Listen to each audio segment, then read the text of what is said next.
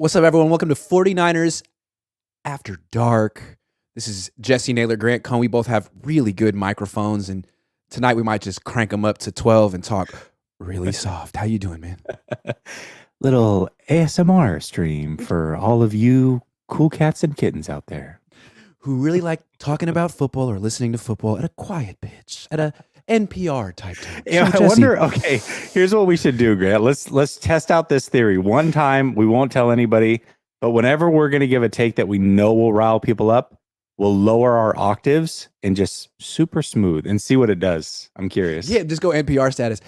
I swear, that is one of my favorite things about your whole, I'm going to say, presentation. Like, you're great at what you do in a million ways, but your voice is just so butter. It's butter. It is freaking butter. It's the best voice. I'm very envious of it because my voice is like, it like cracks. I'm 35 years old. I'm like, I have something to say. Why don't you just calm down? All right. Talking about whether I got worked up this morning. I had like 2 cups of coffee on an empty stomach, and then I went on with Rob, and he gave me plenty of warning. He's like, look, I'm going to take you to task about Kyle. I was like, bring it on. And for like 50 minutes, we were just really pushing each other's buttons. It was really with a smile on our faces. And so I got worked up. I think I need to talk about some stuff and clarify some of the things I said, but we need to go straight there. We're going to work our way up. First, like, let's talk about like positives and stuff. Cause I think I just hammered the negative at like 9 a.m. Pacific before a lot of people had woken up.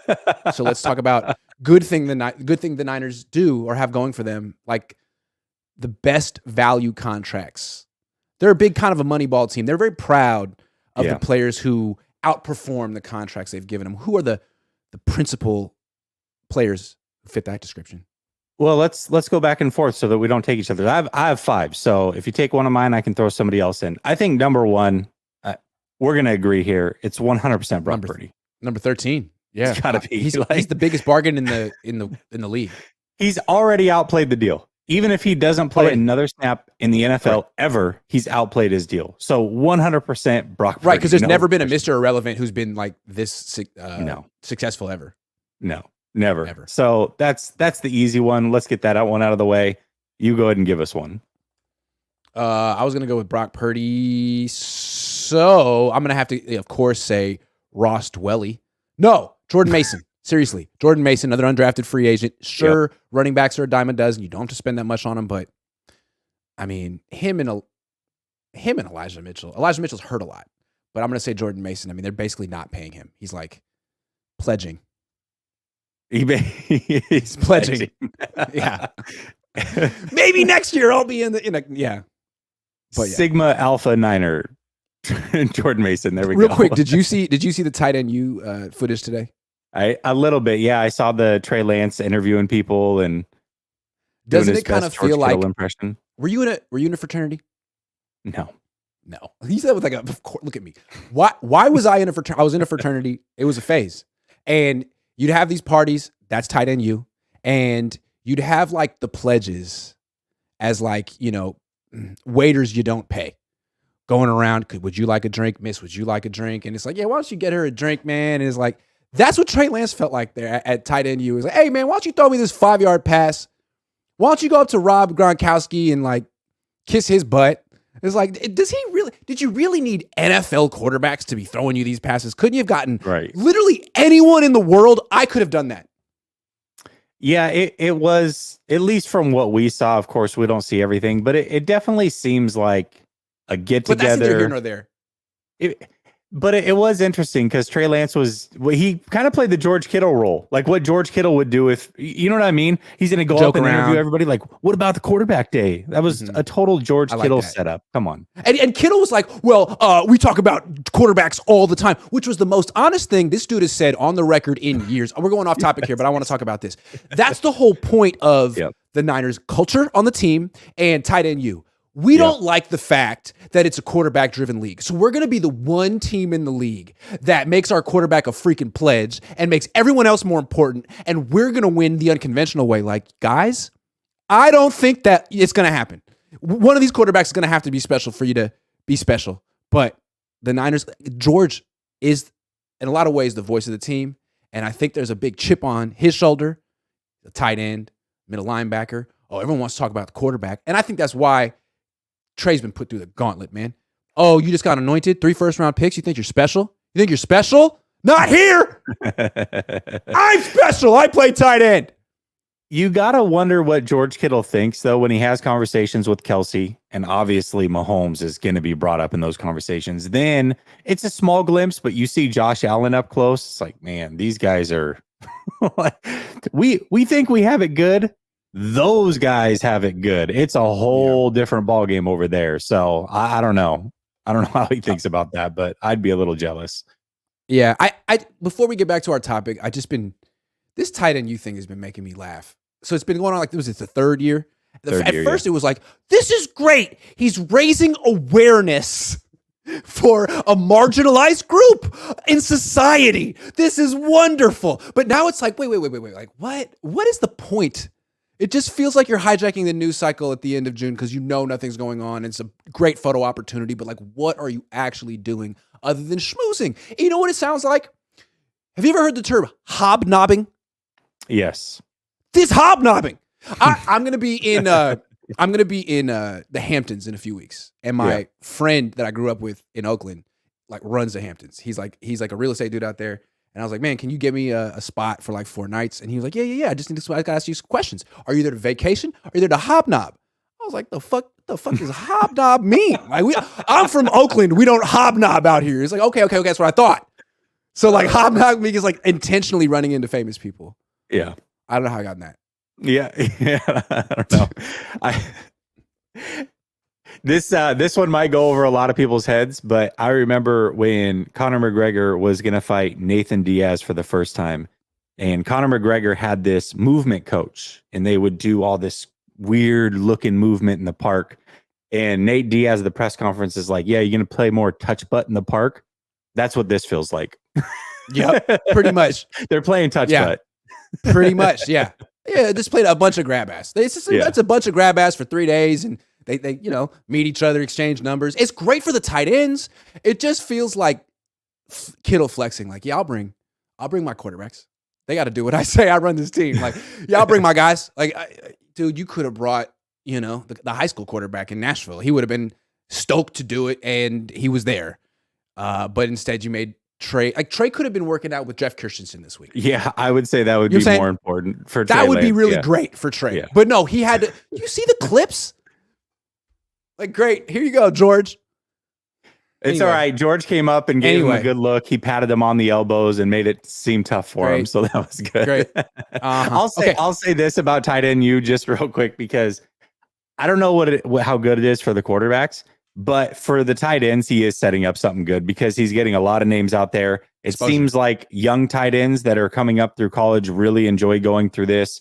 And yes, it's probably nothing more than a big fraternity, but he's getting these people noticed. So I will say it's doing some good. I don't know what the hell Trey Lance has to be there for, though. I see why he passed up on it last year. I'll just say that. Yeah. It's like a waste of time. I'm waiting for one tight end ever to say that he improved or he got paid or he got drafted because of tight end U. What one? I'm waiting for that day. Man, this changed my life. I was just cruising along. I was in the right lane. My life was going nowhere. My career was going nowhere. Then I went to tight end U. I heard George Kittle speak for 15 minutes about his release. I was like, oh my God. Now I make $15 million a year. Thank you, George Kittle. Like, it's like an Everest College commercial. Like, what are you doing? You doing nothing? You just sitting around doing nothing? Come to Tight End University. I'd say it's probably better for those young kids to get a glimpse with like Kelsey or Gronkowski or Greg Olsen, maybe those types of guys. You ain't doing shit. You're sitting home. You're doing shit. You're eating grilled cheese sandwiches. Why don't you come down to Tight End University, all right? Make something of yourself. Teach you how to block a little bit, run some routes. It's like Monsters University, but in real life. I love it. Yeah. Yeah. All right. So, okay, back to the topic. 3 best, best value contract. Yeah. Jordan Mason, Brock Purdy. Talanoa Hufanga. Ooh. 2 years, $930K annual value. I think that's a pretty damn good contract for a guy that was an all-pro last year. Yeah, I'd have to say that's a great call. I should have went with him over Jordan Mason. Okay. All right. Okay. How about Aaron Banks for 1.9? Oh, you stole my next one. That's a nice one. I mean, he's a solid starting left guard who could be even better this year. and he's making nothing. A little bit more than nothing. Yeah, Fair 1.8. It's pretty damn good. Pretty damn good. Yeah, I'll take it. After This taxes, next one, though? yeah. In This next one is a California? little bit higher, Grant. It's not going to be in the super cheap range, but it's still very. I think the value is there for this player, especially because it's a 3-year deal at this annual value. 5.3 million annual value, Dre Greenlaw. Mhm.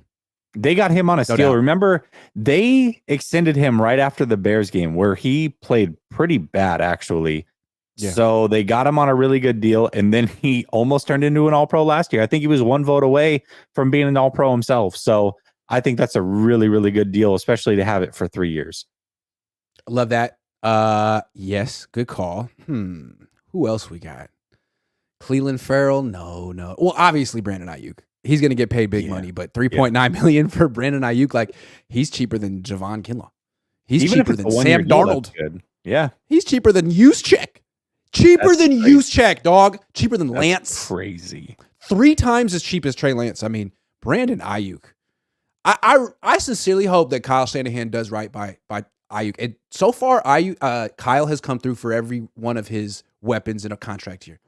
Debo, you need to get paid. I got you. Kittle, you need to get paid. I got you. It's Ayuk's turn. They keep saying that he's like next in line to have a breakout year. All he needs is the freaking targets, and that's on Kyle. So please, Kyle, he earned it. He's not on these Cabo clicks, so I'm curious to see how it plays out. I'm sure they'll get him paid, but I don't know. I can see Brandon being the kind of guy being like, "No, I don't want to go. No, I don't want to go." He's just kind of like antisocial in a way that I like. Yeah, I like. Yeah, that. he is. I don't know, but not a self promoter, not a politician. I love that. I love Brandon. I don't even think he likes me, but I like Brandon Ayuk. I mean, how can you not like Brandon Ayuk? I love that man. Yeah, Great guy. He's incredible, and he does have So a lot cool. of Jimmy Ward qualities, which I know you love Jimmy Ward. So that makes he's a lot of sense. Independent thinker. But I also like Jimmy Ward was cool. Jimmy Ward always had a smile. He's a killer on the field, but you never know it. Like Brandon Ayuk is mad all the time, and I don't know why, but I love it. He just walks around pissed off. It's so cool. That's what I think. Certain football players, like that's a persona in football. And I just love that he embodies that. Like, nah, fuck this. Like, he was the guy that got in Fred Warner's face. Like, I don't like the way you've been acting the last few days. Now you got to deal with me. He's like 40 pounds smaller than Fred Warner, and he had no fear. I love this man. Love this guy. I want to be Brandon Ayuk when I grow up. It's almost like if Debo wasn't on this team or Debo didn't exist. Now, Debo gets his name because of the way he plays, but Brandon Ayuk Debo. Could be Debo, like just the way he acts, exactly. the way he carries Debo himself. gets the name because he like how he runs after the catch and he's tough to tackle. But just in terms of like the angry surliness, like bullying, it's Ayuk. Like Debo's kind of he's I don't know, like I don't know what is it. Debo but he wants also people to got like a lot him. of He's his popular. personality from Emmanuel Sanders. True. Because remember, Emmanuel Sanders was on this team. He was kind of his mentor. So now he does, listens to the music and dances in the huddles. That's Good just point. his style. So Good point. And Sanders is very polished. Just He's like on it. Fred Warner, though, like Fred Warner and Greenlaw, they got it from Quan Alexander. Fred Warner was not this guy before Quan Alexander. Quan Alexander, I think we as fans, you don't care, but we as fans really should thank Quan Alexander. I know that he was kind of a bust in terms of what they paid him and brought him in, but as far as the swagger he brought to those young linebackers, I think that still exists because of him. Back to Brandon Ayuk. One of the more things I like about him, he chooses his words very carefully when he answers questions. He doesn't just give out cliches. He doesn't just spit out the first thing that comes to his mind. You can see him saying, "What should I say? How should I say this?" You got to appreciate anyone who answers a question like that. Man, Brandon, if you're watching, I would love your autograph. I'm just kidding. It's probably because he knows if he spits it out the way he actually wants to say it, it might cause some trouble. So he's like, which is why I love this man. It's like, oh, you got your own perspective? Nice. I love it. I think we might know, not necessarily, but if they give him a captain's patch this year, then we know where this is headed. He's going to get paid big practice, hasn't missed a game. How could you not give him? How could you not? I agree. How could you not? I would like to see that. All right. Who else this year? I couldn't think of any cap more. Number is 3.4. That's crazy. Who? I don't know what. McCaffrey's cap number this year is 3.4. Is that real? Yeah, I was looking at average annual average value. Yeah, That's his average is 10.6, but for this year it was a low number. That's true. How about Mitch Wishnowsky? I mean, wow. Wow, Mitch. Wow. When Tabor Pepper, no, that's got to be the worst contract on the team. No offense to Tabor, but they're giving him he's making three times what Brock Purdy's making. I mean, Tabor Pepper's making what's his cap number? 1.2 plus 1.2. Wow, Tabor, man. Gee, get paid. Yeah. He's making more than Ross Dwelly, Charlie Warner, Spencer. He's making more than Spencer Burford. Making more than Lenore. I would say Burford's a good contract too. Burford's cap number is $1 million. Freaking Tabor's is 1.2. Man, you gotta love that guy, man. That's crazy. They should do an MTV Cribs with Tabor Pepper. He's actually a really good personality, man. I've had him on before, and he's funny. He's a really funny dude. I'll give him credit for that. Yeah. Yeah, he tried to get my credential pulled after the thing with Kinlaw, though. But I'm not going to hold that against him, though. Oh, okay. I don't remember. I'm not going to hold it against him. I mean, hey, no one's perfect. We got Wishnowsky. We got. I think that's it for me. Yeah. I think that's. Okay. Nee says Tight End U also is a fundraiser. 2022, they raised $681,000 to support Boys and Girls Clubs of America. That is great. That is great. And that just further confirms that it's a fraternity party. I mean, that's what we did. We said it was for a good cause. And it was. LeBron James raised a lot when he had his decision. I'll say that. I wasn't the social chair, but there was always some type of charity involved. I think that's how I mean, fraternities are charitable organizations, right? It's all for a good cause. Yeah, Jewish guy says, I finally figured out how to super chat. Thank you. That was very generous. Jewish guy says, BA and the new kicker. Moody. Yeah. New kicker. Yeah, we'll see. We'll see if he's a good value. You got to kick in the regular season first. He's supposed to be the discount value of Robbie Gold, but we'll have to see how that goes. He kicked a 63-yarder in practice, though, Jesse. That's true. All right, moving on. Some teams have a quarterback. Other teams have a quarterback room filled with multiple quarterbacks. What's better? I think my first inclination is to go, oh, this is obvious. Quarterback. Of course you want the quarterback. And I'm curveball. But curveball. He tipped his pitch. I think more than ever, quarterback room is starting to enter the conversation because you're seeing how many quarterback injuries were there last year? I mean, it was all over the league. Of course, the 49ers, they're going to get their fair share every year, but every quarterback, like Hurts missed games. Dak, we know, has missed a year. Lamar went out. Allen, they just didn't have a good option, so he played through a UCL injury. We almost saw Patrick Mahomes miss time in the playoffs. So quarterbacks are getting injured. Stafford, they're getting injured at an astronomical rate right now. And so quarterback room is starting to make a push, but it still comes down to that number one quarterback. That's the most important thing. Now, sometimes you get lucky like Green Bay did with Favre and Rodgers, or the 49ers did with Steve Young and Joe Montana, but that is so few and far between. Give me the elite quarterback over a quarterback room where three guys are roughly the same. My question is, why are these quarterbacks getting hurt so much? And I'm sure there's a lot of reasons, but I think one of them is that these offensive genius coaches who are like 35, 40, 45, I think they kind of look at the game like Madden, like they're expert Madden players. And they're all in about the X's and O's and the play calling of it. And they kind of look at their players as, replaceable and almost like not real. And so the whole emphasis of protecting them isn't there. Like the Niners in particular are like top 10 in injuries every year. And they just they just shrug it off. Like, it's football. Like, it's what happens. It's how we play. We're very physical. Like, okay. So I think it's maybe the fact that these types of coaches have kind of become the big hot thing right now. Like these quarterbacks are becoming collateral damage. All I know is in Seattle, Pete Carroll, who's not the new he's like almost 80 years old. But that dude, I mean, his starting quarterbacks have missed 3 games due to injury in the last 11 years. And it's not like he has a great offensive line. Like he must be doing something right. I'm not saying it's always the coach's fault when a quarterback gets hurt, but if you can do what Pete's doing, there must be things you can do to protect your quarterback better that I think some coaches privately are like, you know what? I'm not willing to do those things, or I don't even know how. Yeah, there's got to be something to that because quarterbacks, the league is protecting quarterbacks more than ever. We see the craziest penalties come their way. We're like, what? Can you even touch the quarterback anymore? Can't even breathe on him.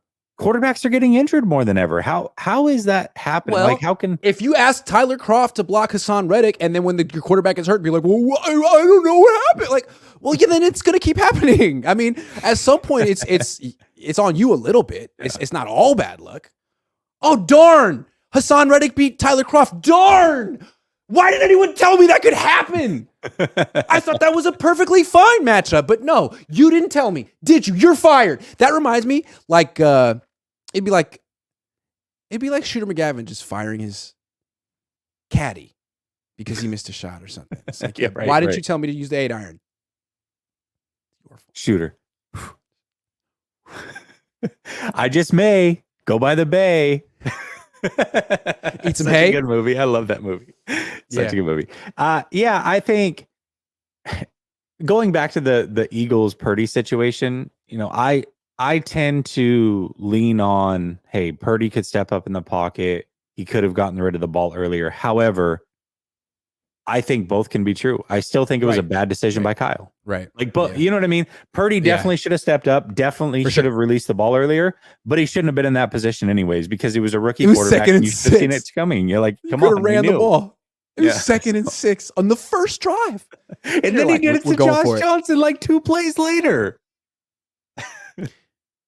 See, again, so here's the thing. So let's go to the Niners again. You have an issue with keeping quarterbacks healthy. I mean, it's been an issue for a long time. How do you address this issue? Do you, A, improve your offensive line, or B, add a bunch of quarterbacks and expect them to get hurt? You went with B. Are you kidding? What? How do you do that? Seattle doesn't do that. You went with B? Are you kidding me? You literally let your offensive line get worse and went with B. And we're taking it seriously. Like, oh yeah, no, that could work out. I think, let's see how that goes. That could really work out. It's a perfectly fine decision. I'm sorry. I think it's a little silly. Quarterbacks get injured. Just get 5 of them. It'll figure itself out. We got 4. We're good. We're good. All right, sweet. You could have gotten offensive lineman too. That's another thing. Try that next year. If this doesn't work, go the other way next year. And they will next year because Trent Williams will probably retire. And then it's like, okay, well, they lost their best offensive lineman. So now they got to replace them. That's when we'll take care of it. That's how it's going to work. I don't know. Okay. So yeah, it's great. It's great to have depth at every position. But if you can't keep your quarterback healthy, it's hard to take you seriously as like a Super Bowl contender. If that's something you can't do ever.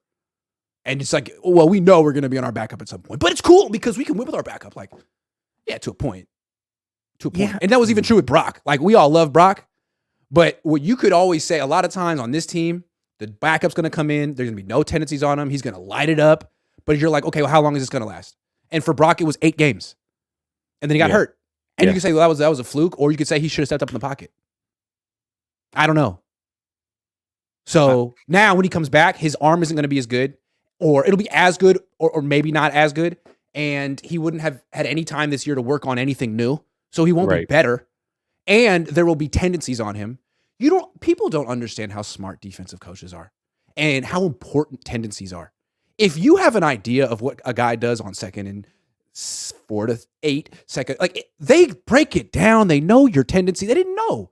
Now they're going to know. It's going to be harder for him. I'm just saying.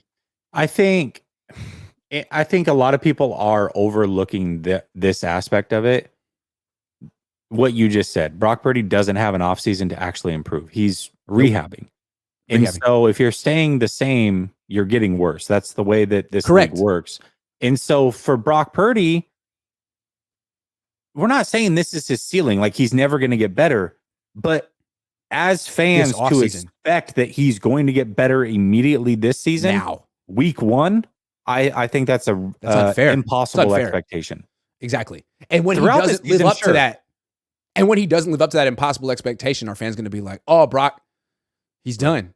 Because that's how fickle the Niners are. He could come back, lose 2 games, not look as good as last year, get benched.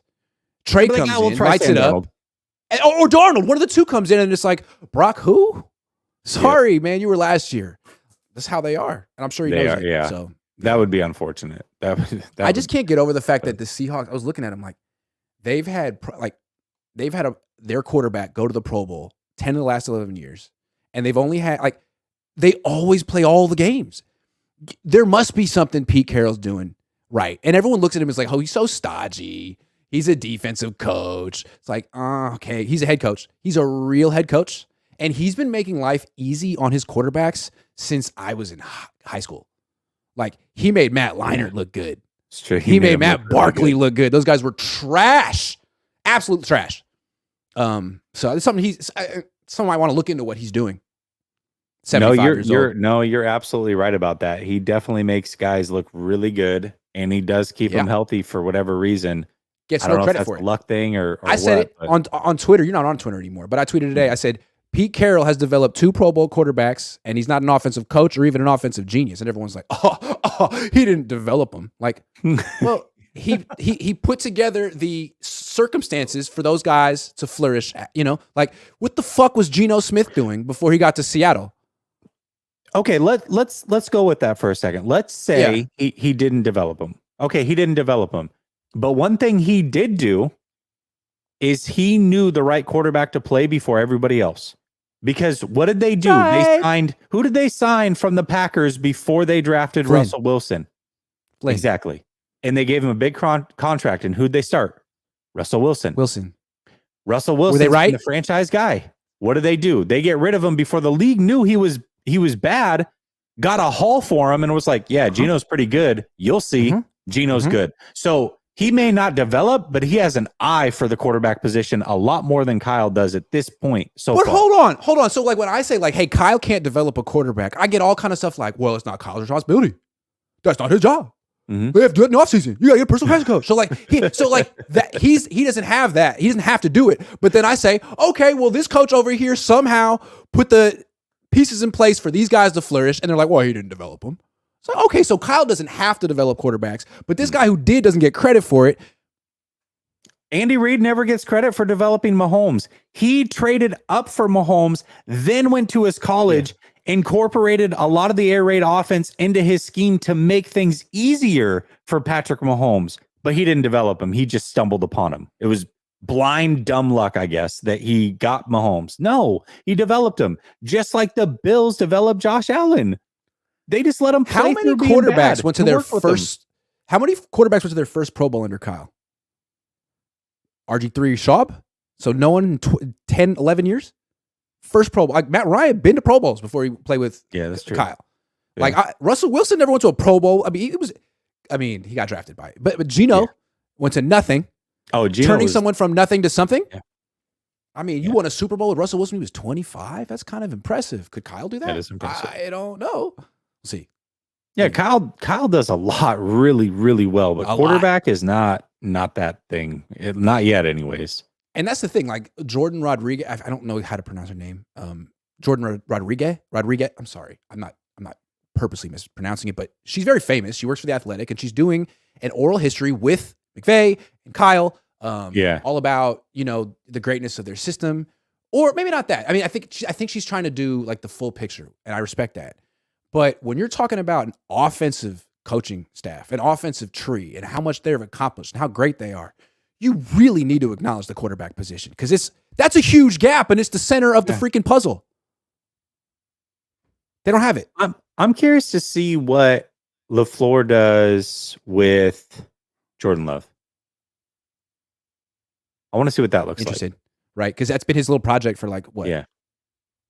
2, 3 years? 3 years? That'll kind of tell us because if he was able to develop him from beginning to end and do it right, and then McVay was able to get Stafford, and I don't know. I'm just saying it seems like everybody in the trees figured out the quarterback thing, but not necessarily Kyle. So we'll see. I'm gonna say like it seems like McVay understands like I don't need to be messing around with young quarterbacks. Like just get me Stafford. Like he was developed, and then when Stafford's gone, like I wouldn't be surprised if he went out and got Kirk Cousins or something. Kirk Cousins might be there next year. Exactly. So I think McVay has enough self-awareness to be like, I'm not wasting time. I'm not gonna like hope and pray and then get to the Super Bowl and score 3 points because Jared Goff just isn't ready. Like I'm not gonna let that happen. Right. Good for him. Kyle, you need to have that epiphany too. You beat the Rams to the punch on McCaffrey, but not Stafford. Like, come on, man, be a little more serious. The whole offense changed. They turned into a 3 wide receiver offense. They ran 3 wide receiver sets more than anybody in the league the year after being a run first team. They lost in the Super Bowl and scored 3 points because the Patriots figured out how to stop the jet sweep, and the Rams were like, "Oh, well, that's our entire offense. We can't do anything else." Now they don't even run the ball anymore. Yeah. Like motion doesn't even matter to them. Like Niners are so cute on offense. Like here we are, we're in this. Oh, now we're in a different formation. We changed our formation. Oh, and now he's in motion, and now he's in motion. It's like you guys have all the best players. Like why are you doing this? We have all the best players. Why? It doesn't matter. You could go fast. You could just line up and play. And the Rams do that, or they did when they won the Super Bowl. When they won the Super Bowl, when they were healthy that one time. But you know what the offense reminds me of, or when you at least when you talk about the offense, what it reminds me of, it's like when I was young and I would play like horse or pig with my dad, and he was tall. So, and I'm in 5th grade, so I'm not that tall yet. And he would do a stupid shot like, okay, I'm going to stand on the curb and like fall forward and drop the ball in the hoop. Your turn. And I'm like, I can't even like, I'm not even tall enough to get it around the rim. And then once all of a sudden I get older and good at basketball, it's like, okay, well that crap doesn't actually work anymore. But it was cute while it lasted. It was cute. No, that's what the Niners have by far the cutest offense in the NFL. The Niner fans gonna hate me for that. It's also good. There's nothing wrong with cute, but it is so cute. It is astounding. Cute. It's like adorable and stuff on them. It's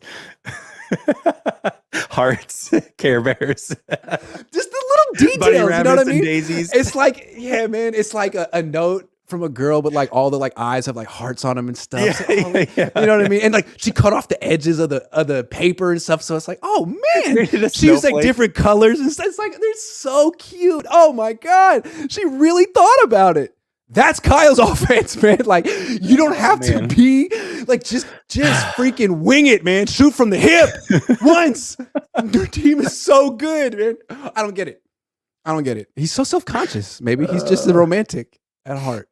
What's funny is I don't even necessarily believe that's true about his offense, but the way that you talk about it, it's like, oh, let's run with this. This is funny to me. Let's go. Sorry, you're right. Okay, let's move on. Give me one area of opportunity for the best players on the Niners. We can go back and forth, but you name a player, and we'll talk about where they can, I don't know, an area of opportunity. Let's start with Deebo Samuel because he's put a lot of pressure on himself this offseason, in my opinion, and I love that. Mm-hmm. I think most great players tend to find a way to put a chip on their shoulder or feel slighted in some way, and I feel like he's really put that pressure on himself, so I love to see that. Mm-hmm. The one area of me for Deebo that I would love to see him improve is effort. And I mean effort when he's not getting the ball. Yeah. Can you carry out a play fake? Can you be...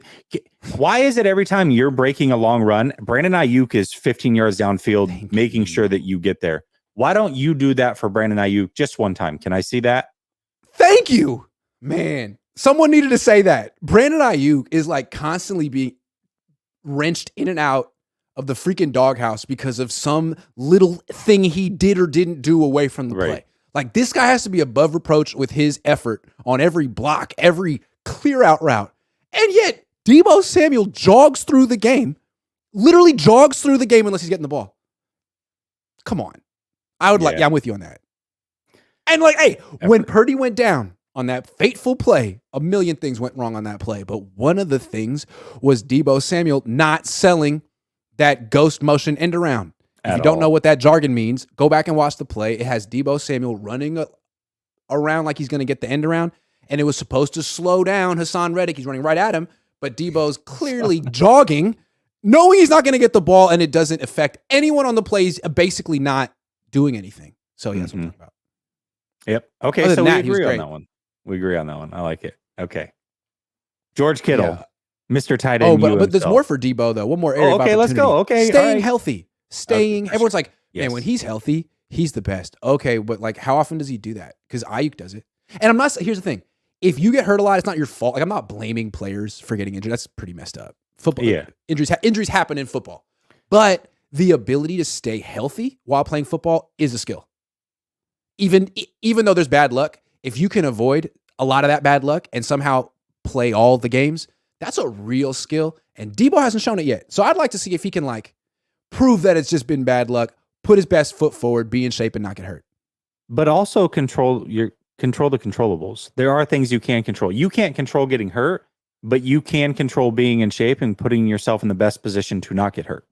Right. And I think that's what I'm talking about. Fair to say. That's what I'm talking about. And I don't think he has consistently done that. I think Ayuk has.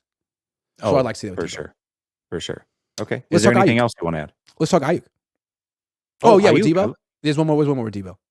You got another Catch one? the I don't damn have ball. another one. Catch the damn ball, Debo. Catch the damn ball. That's a concentration thing. I know. Catch the damn ball. And then when we go to Ayuk, I was going to say the same thing. Catch the damn ball. Catch the ball. Man. That's what I was going to say too. Yes, you got it. Catch the damn ball, man. This team in general needs to improve that. That's a big issue right now, and you see it more with Lance because obviously he throws the ball harder, and his finger was messed up, and so you got a lot of wobble, whatever. But even with Jimmy, who throws a very catchable ball, Brock Purdy, who throws a very catchable ball, they drop the ball way too much. And that is so interesting that you bring that up because a lot of people tried to write off Trey Lance early in his career, like, oh, he can't. They're dropping his passes. They drop everyone's passes, all of them, except for Kittle. Everybody's.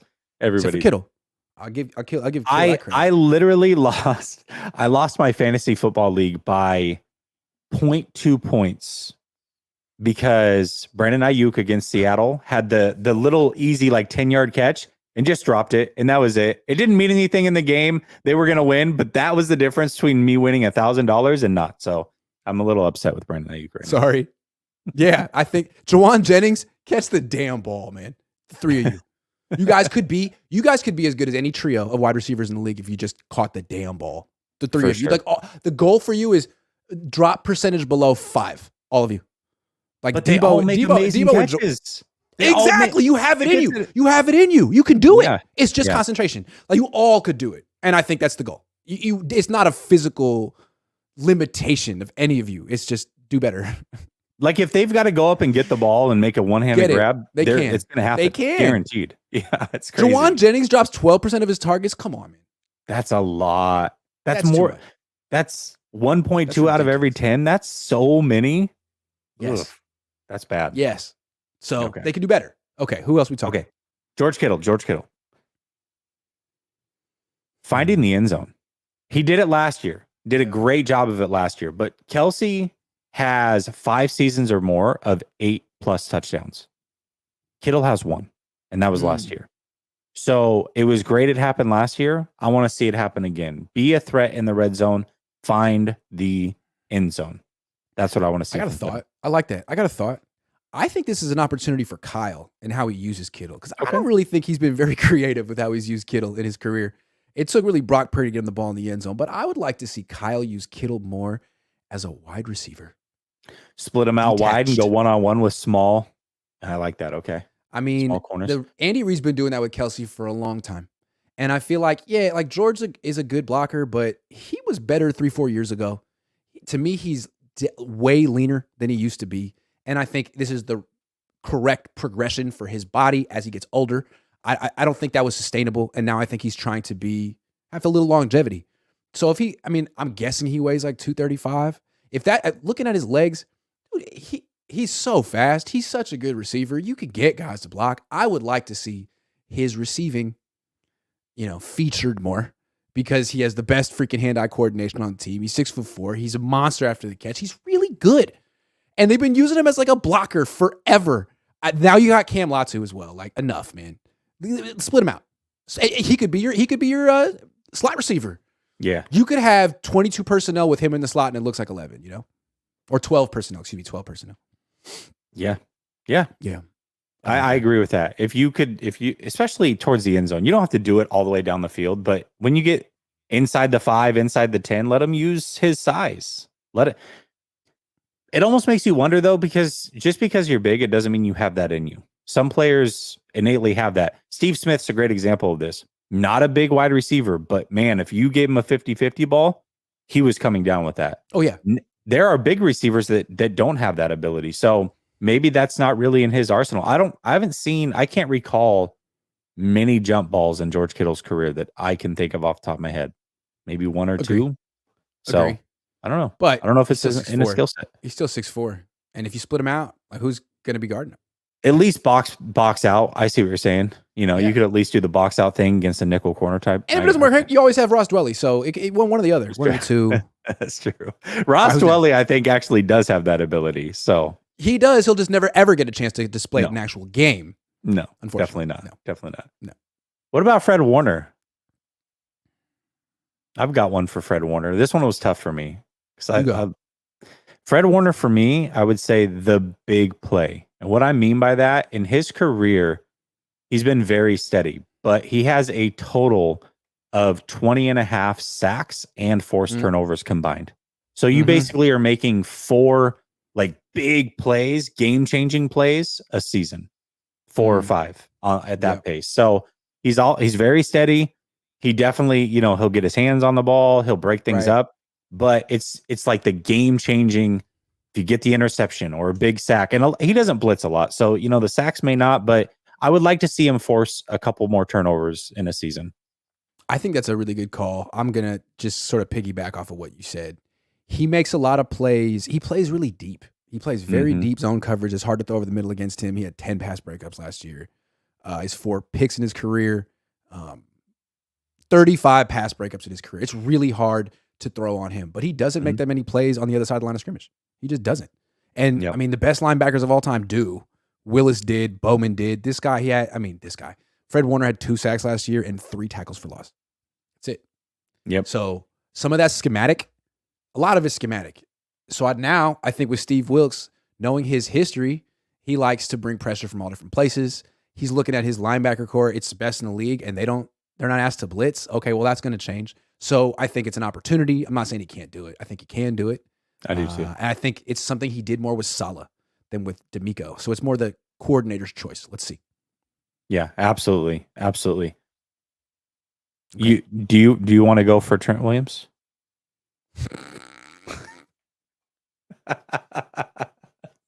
Oh yeah. Where can we start? How about an opportunity to practice this offseason? You haven't done that yet. Didn't do it last year. An opportunity to be in real tip-top peak shape week 1 and not try to sort of get yourself in a shape, mid-season, and then you get that injury and then you're working your way into it. Then you get there and then you just tip plays the entire season so that your PFF grade is good. The rest of the offense be damned. Those are 3 things to work on right there for the best left tackle in the game. Not anymore, though, in my opinion. Andrew Thomas. Yeah, I don't know. He's I wasn't going to go with the shape stuff. The chipping plays was the only thing I had. It's not cheating, but if you have to cheat a little bit to win your matchups and tip plays, then how good are you really? Are you really the best if you have to do that? Why? I'm not saying you're not good, but are you the best? Like the other dudes around the league aren't doing that, and they're winning. Trent, I don't think he likes me anymore.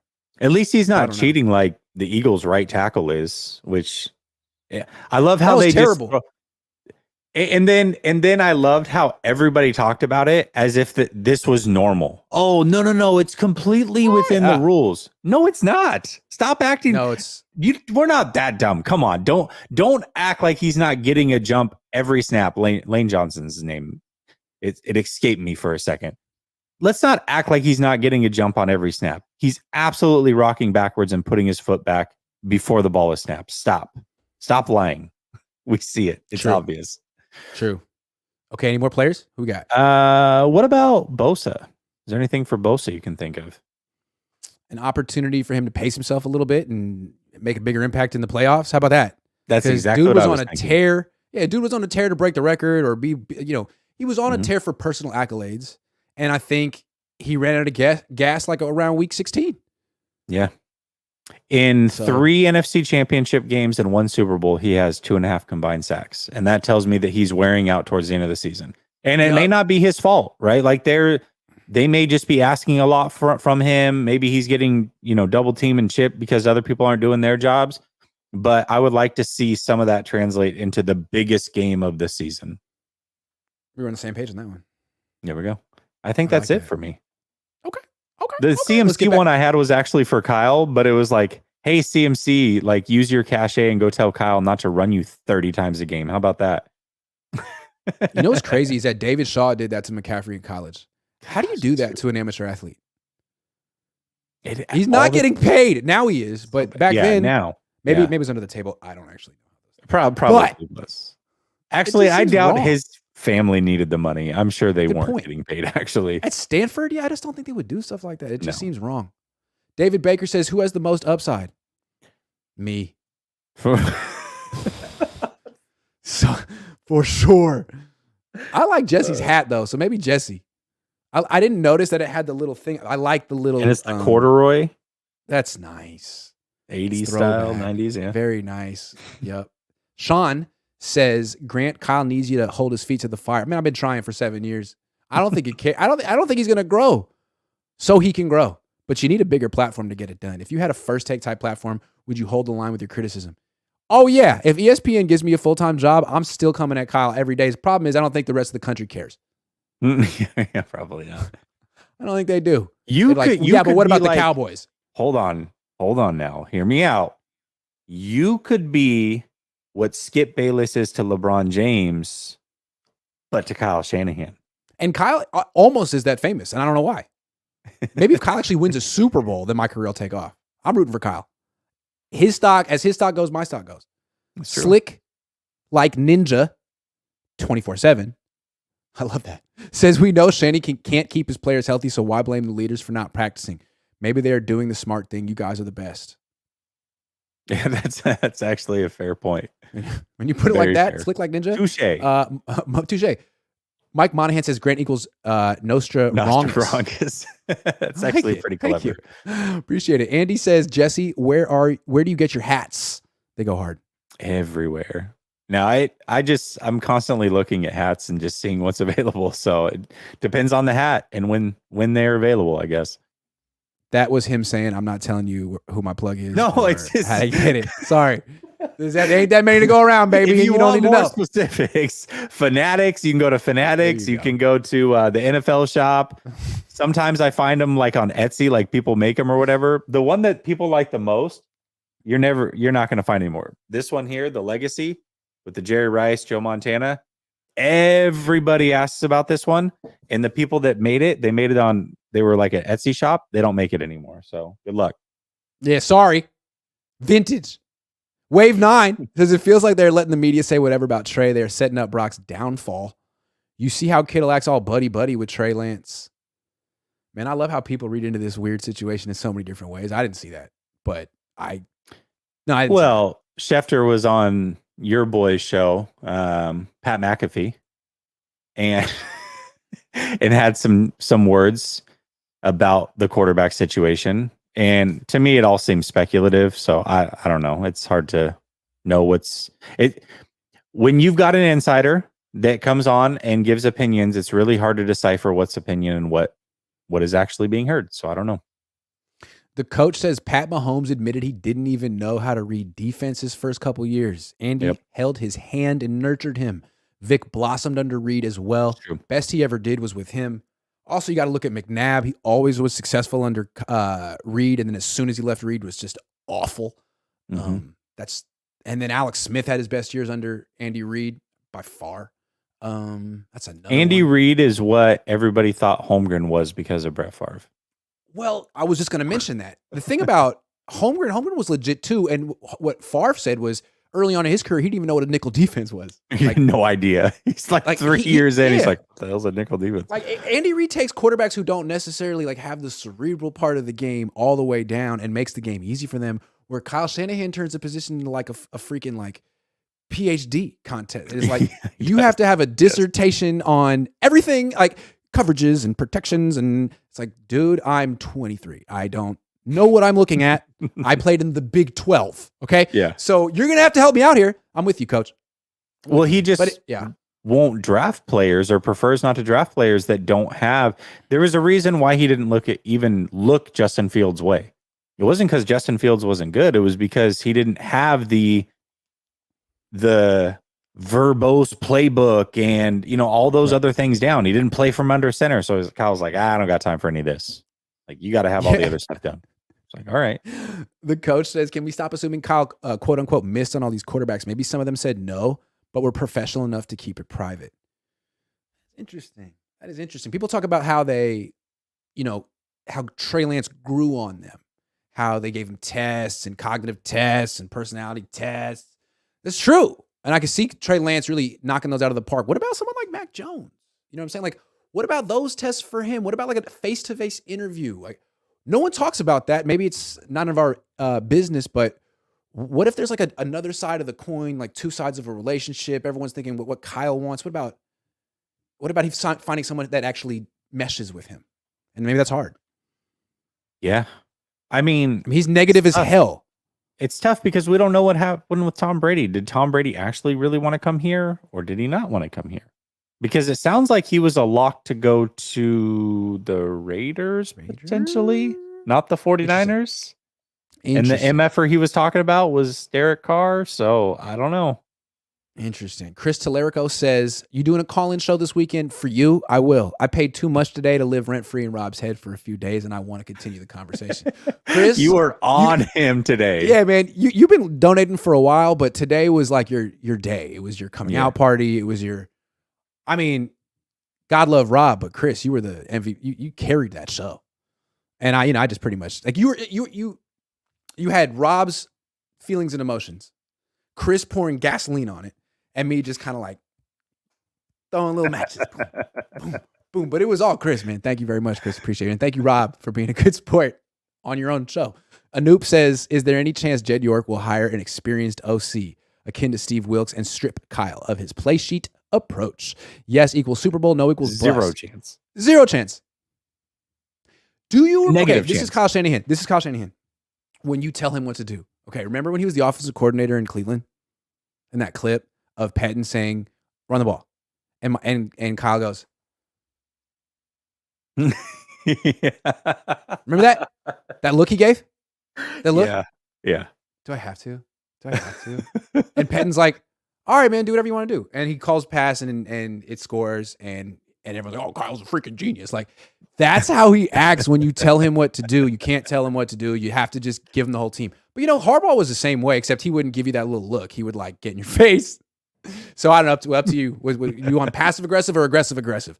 Harbaugh was aggressive aggressive. Kyle's passive aggressive. Yeah.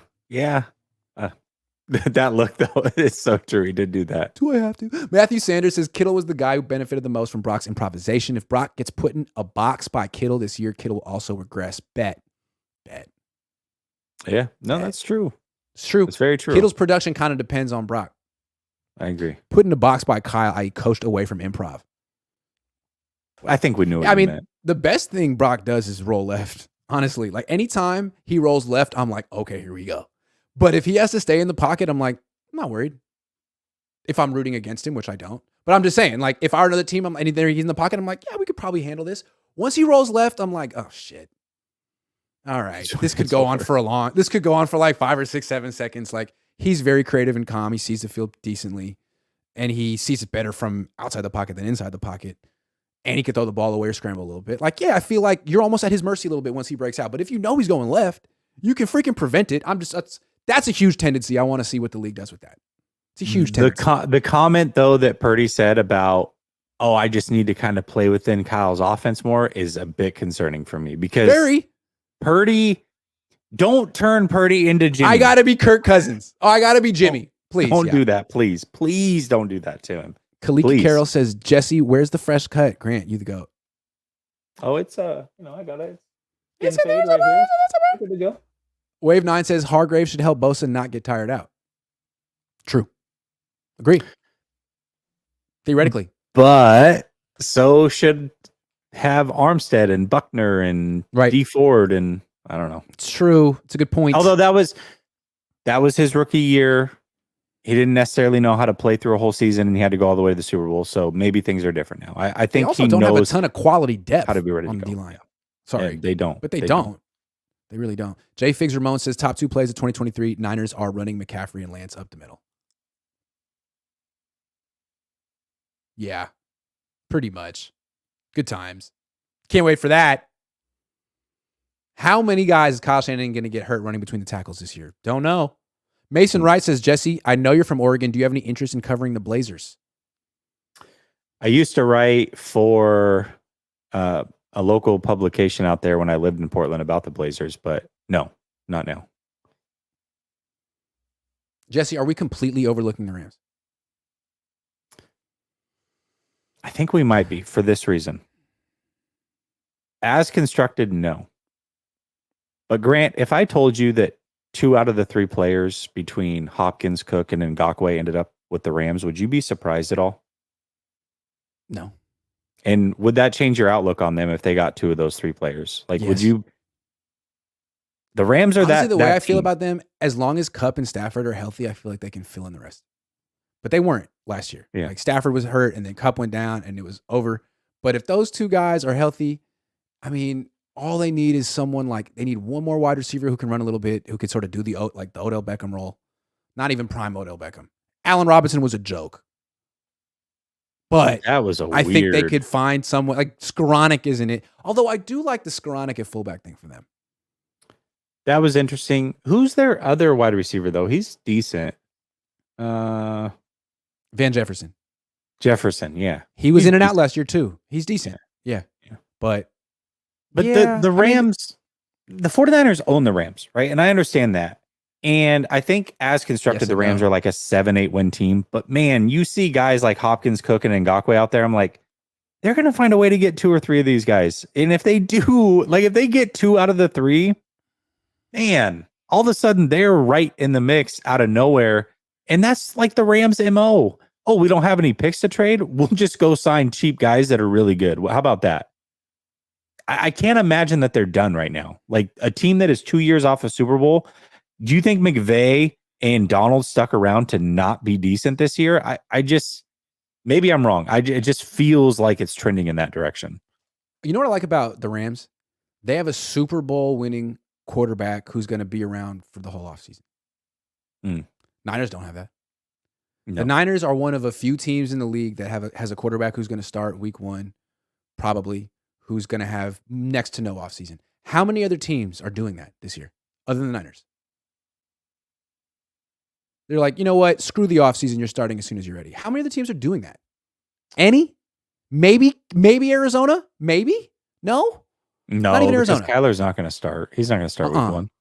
So it's like just the Niners. And it's like, obviously there's a reason other teams don't do it because it's a bad idea. But the Niners are so confident, arrogant. I don't know what the word is that you want to pick. Like, it's all going to work out. Brock's great. And we're great. So we can just break all the rules. The unwritten rules. Anyway, I think the Niners are overlooking the Rams to an extent, because if the Niners are playing Sam Darnold, they're going to lose the Rams. I'm calling that. Oh, if they play Sam Darnold, yes, they're going to lose the Rams. And we don't really know what Brock's going to do this year. They keep talking like, oh, it's cool. The Rams started to look halfway decent towards the tail end of last year when a lot of guys weren't playing, and that Baker Mayfield at quarterback, and we know how not good Baker Mayfield is. So, again, I'm not scared of the Rams, especially as constructed, but I don't know. This whole thing seems kind of weird. I can't imagine them sitting back and doing nothing and just playing this season out with this roster. Something about this seems like, couple of these guys have the Rams written all over them. Okay. So I said some things this morning with Rob about the Niners and the Seahawks, and you'd like me to clarify my takes. And I'm willing to. Yeah. Well, I wanted to ask you about Shanahan in particular. So, okay. Do you think Shanahan is a top 15 coach in the NFL, head coach? Yeah, I would say so. Do you think he's top 10? I mean, I would have to say so. Like, he's put together a good team. He has a good coaching staff. He has good defense. He has good players. He's made it far. He's had a lot of success the last 4 years. But I have a tough time ranking him top 5 or putting him over guys who have won Super Bowl. I could rank him ahead of Mike McCarthy. Okay. You know what I'm saying? Like, yeah, he won a Super Bowl, but like, you suck. Sorry. You're not good. So you probably have him in like that 8 to 10 range potentially. I think that's fair. Yeah. And when people put him up higher than that, it's like, okay, like, based on what? You know, not something he's accomplished, something you think he's going to accomplish, a projection. And that's what I think with Kyle. I feel like he's the kind of people who love Kyle are the kind of people that maybe have a little chip on their shoulder, and they like to show you how much they know about football by showing you how much Kyle knows about football. And when they can explain Kyle's genius, what they're really doing is explaining their own genius because they understand it. When the rest of the world is like, man, this guy's a little inconsistent. I don't really think everything he does adds up. They're like, no, you just don't get it. Like, oh, but you do. Okay, thanks a lot. Because you call him on the phone and talk to him at night. So I just so understand when people say he's like the second best head coach in the league. Here's my thing with the Niners. I feel like I picked the Seahawks to win the division. I think the Seahawks are better than them. But at the same time, I think the Niners should be expected to win the Super Bowl. Like, and here's why. Who do you think has a better roster? Coaches aside, scheme aside, all that. Just player for player, who has a better roster? Let me explain. I can't answer it like that, but I'm going to answer your question. I feel like the 49ers roster is flawed. Okay. Like if you add up all the talent, maybe on a scale, it has more than, but their roster is flawed. And here's what I mean. They really do a good job with a lot of quarterbacks when they're kept in a clean pocket. Like Jimmy, Brock, Trey. If they can just keep the pocket clean, the Niners are great. Like those quarterbacks light it up. But they don't really care about doing that. They care more about their outside zone run game than keeping their quarterbacks upright. And they just chalk it up to bad luck. But like pass protection is not something that is really important to them. And if it were, they would have addressed right tackle. The fact that they didn't address right tackle at all this year is it's the perfect microcosm of their flawed roster. They think it's a perfect roster. They think they have the best roster in the league. They think they have a top 3-2-1 coach in the league. And so what I say is, okay, if you're right, that your roster has no flaws, the way you build it is right, and your coach is that good, why have you not won a Super Bowl? What's taking you so long? Like, bad luck? You're going to tell me bad luck? Like, no, it doesn't make any sense. You should win it right now. But what I say is you have major flaws, and you're going to always be in the mix, but you can't keep your quarterback healthy. You don't value pass protection. Your team is always among the 10 most injured teams in the league. You overuse your starting running back every year and get him hurt. And you don't really manage the game that well either. If you had just thrown the flag on that 4th down in Philly, the whole game could have unfolded differently. So those are my issues with the 49ers. Then I look at Seattle and like, yeah, they're an up-and-coming team and they're really young, but I know Pete Carroll can put together a Super Bowl winning team because he's done it. He's done it. I don't know that Kyle can do that. And I'm looking at his formula and I think it has problems. It does seem like Seattle, for the most part, under Pete Carroll, has either overperformed, like Russell Wilson's rookie year, second year, whatever, and then Geno Smith last year, or they've lived up to expectation. Like when they had the Legion of Boom and they looked like the best team in the league, they ended up being the best team in the league. They lived up fully to expectation. And then the next year, it looked like they could do it again, and they were this close, and they lost to the Patriots. Now the play call there, you could definitely put on Carroll, right? Like no doubt, that's a flaw for sure. Definitely should have called something different. I think we all agree there, but they do tend to live up to expectation. And so it is interesting because I think a lot of people that just go to bat crazy for Kyle and act like he's perfect certainly will also then say that the 49ers are the best team in the league and have the best roster. And then, but when they don't win again, it's not Kyle's fault. It's that's what I'm saying. How can you say the roster is just good? Whose fault is it? If the roster is good and he's just good, then what's the problem, man? And like, I feel like when you put it to people like that really like Kyle, their brain explodes. They're like, well, that's not a fair question. Yeah. Well, then they start looking at situation by situation. Yeah. Well, I mean, Brock Purdy got hurt, and Jimmy wasn't any good, and then he wasn't the head coach in Atlanta, and it's always this and this and this and this. Right. Parsing and excuses. Like yeah. So I understand it. I think also, and you and I have had these conversations. That's why I wanted to get clarification, because we both also agree that Kyle does a lot of really good things. I personally had Kyle, I think 7th is a head coach, which I think was pretty fair. That sounds like you've got him close to that, 8 to 10 maybe. And I don't think that's unfair until you do win a Super Bowl. I don't, I think that's right. And I think the thing he is, should be. If he were to win a Super Bowl, his ranking would skyrocket. And that just shows how much Super Bowls matter. They do matter. Yes. They really do. He would blow past if you're iffy between him and Harbaugh, if you're iffy between him and Tomlin. It would validate the last 4 years. Like he did. He really was on the doorstep. He really was about to do it. He had some bad luck and he needed some things to break his way, but he figured it out. Like it would validate his whole career. Huge. One. Yeah. So let's see you do it, man. This year. It just takes one. Honestly, if he won the Super Bowl this year, it would be him, Andy Reid. I mean, you could even people be saying like, "Yeah, what has Bill Belichick done recently, huh?" No, that's true. I mean, Honestly, right now he might be ahead of Bill Belichick if he has a ring. In this very moment, but until then, he say, ain't. Until then, he's nowhere near Bill Belichick. But that all could change in a year. That's until how much then, matter. You aren't. Yeah, in your face, Kyle. But I'm the champ, number one, forever, no matter what. All right, let's see what else people have to say, and then we'll get out of here. We'll get up out of here. Yup. Rod Simmons, give a bold prediction this year, Niners passing game.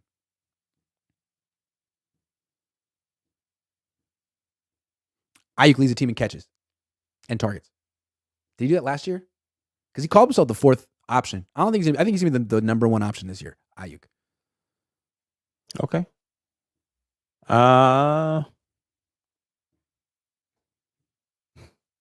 I think, and it's not going to all come from one quarterback. I don't think any quarterback.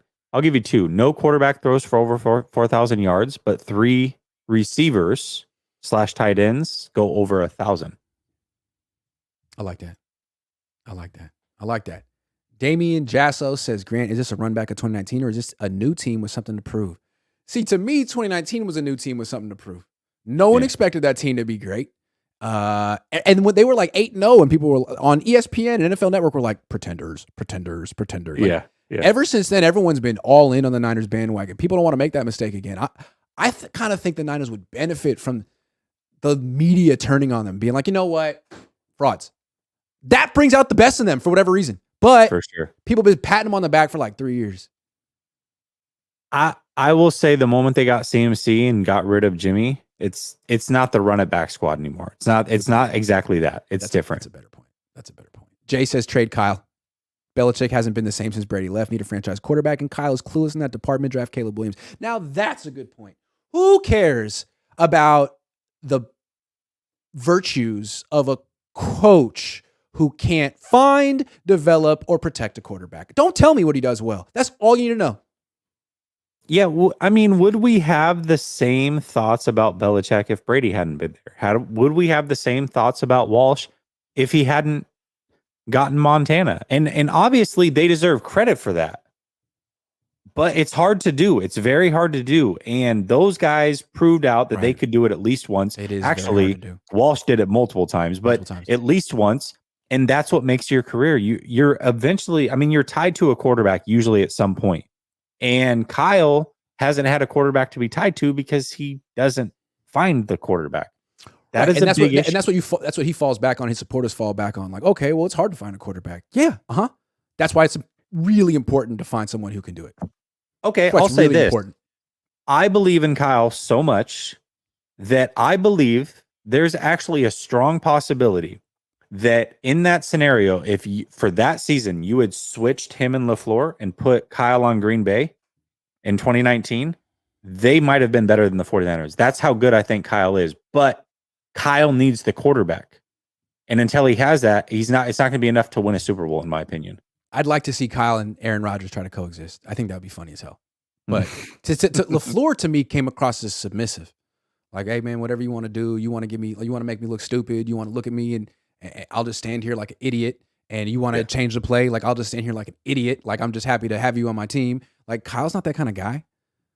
Like I'd love to see Aaron Rodgers change the play on Kyle. I would love to see that. Matthew Sanders says, "Thank you guys. Think you guys are vastly overrating how happy Seattle fans are with Carroll. He was on the outs and mortgaged the team when Geno saved it. He was teetering." Yeah, the way I looked at it was half the fan base was on Russell Wilson's side, half the fan base was on Pete Carroll's side. Pete Carroll ended up being right, and now I think that fan base is all back in lockstep. What do you think? I mean, he put everything on the line. What more do you want from him? If his back was against the wall, he didn't just sit back and let things happen to him like, well, my back's already against the wall, I can't send out Russell Wilson. No, he's like, I'm doubling down. If my back's against the wall, I'm going to make something happen. And he did, and he was right. And so now he's fine. So I don't know. I mean, that to me is a sign of a really good head coach.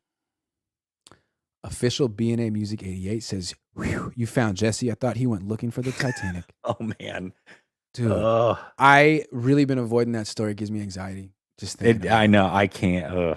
Doesn't it feel I didn't like even the know whole about it world until has my anxiety wife about brought it up.